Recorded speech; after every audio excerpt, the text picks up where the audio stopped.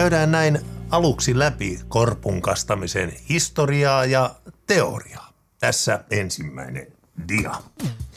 Kuten kuvasta näkyy, siinä on korppu, herkullinen, kutsuvan näköinen.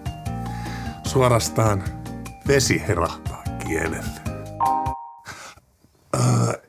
Oho, jaha hetkinen, sieltä tulikin ilmeisesti väärä kuva. Otetaan se pois. Näin.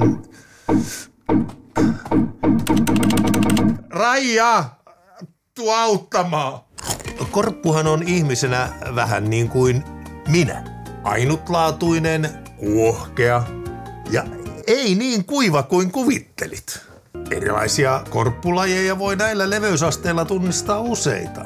Päälajeina voidaan pitää viipale sekä revittyjä korppuja. Itse suosin näitä K-leivon leipomon korppuja. Sanoohan se nyt järkikin.